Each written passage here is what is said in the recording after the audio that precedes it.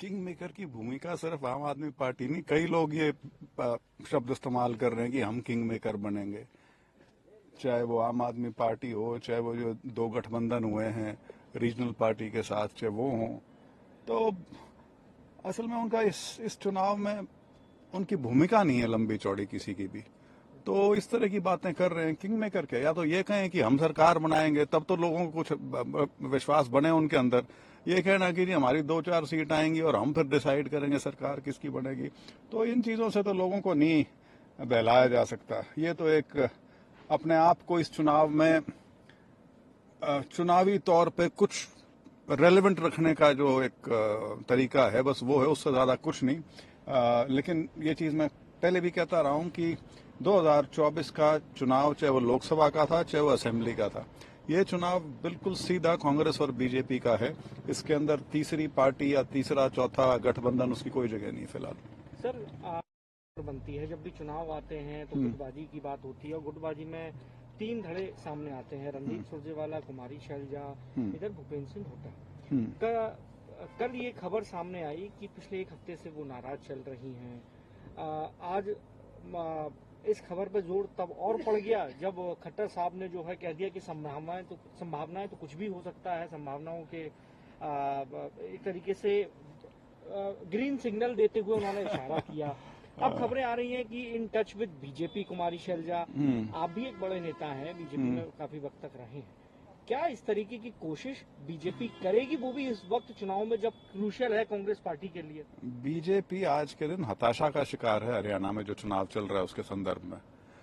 और दिलचस्प चीज ये है कि उनको कांग्रेस में ज्यादा दिलचस्पी हो रही है बजाय अपनी पार्टी को संभालने के, क्योंकि खुद की पार्टी और खुद की पार्टी का नैरेटिव कहीं चल नहीं रहा, दिखाने को कुछ है नहीं 10 साल में।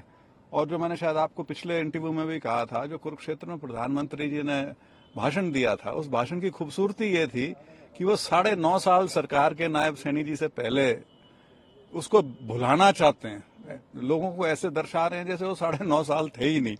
तो उस प्रकार की स्थिति में वो कुछ भी चीज, कुछ भी बहाना उनको मिले तो कम से कम उससे सुर्खियां तो बनती हैं, खबरें तो बनती हैं। जैसे शोएब जी आप भी इसी बात पे सवाल कर रहे हैं तो खबर तो बनती है, तो ठीक है, लोगों में चर्चा का एक विषय बन जाता है।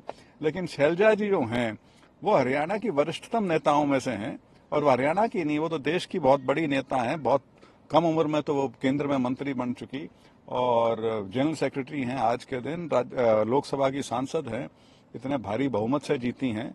और उनके बारे में इस तरह की बात भी करना उसका कोई सिर पैर नहीं बनता कि वो कभी भी इस तरह की कोई बात कर सकती हैं, कह सकती हैं। वो बिल्कुल एक सच्ची सीनियर कांग्रेसी हैं और उनका योगदान इस चुनाव में पूरी तरह से होगा और कांग्रेस को एक भरपूर जीत मिलेगी। आपको लगता है कि उनको जाने नहीं देगी कांग्रेस पार्टी, क्योंकि अगर बीजेपी कोई बात कह रही है तो उसमें सवाल ही नहीं उठता। बीजेपी तो झूठ की दुकान है, वो तो सुबह बोलना शुरू करते हैं, रात तक बोलते हैं। जो मैं कह रहा हूँ, अपना कुछ कहने को है नहीं तो दूसरों के घर के अंदर झांक रहे हैं।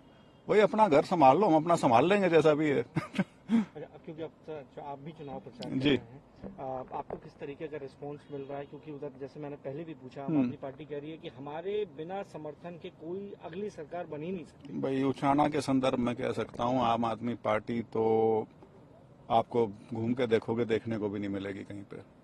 तो और बाकी हरियाणा में भी यही स्थिति है। वो एक गठबंधन की अलायंस, जो इंडिया अलायंस की रूस है, उनको एक सीट जरूर दी गई थी लोकसभा में, और संभावना तो ये है कि अगर वो सीट कांग्रेस ने खुद लड़ी होती तो जीत भी जाते।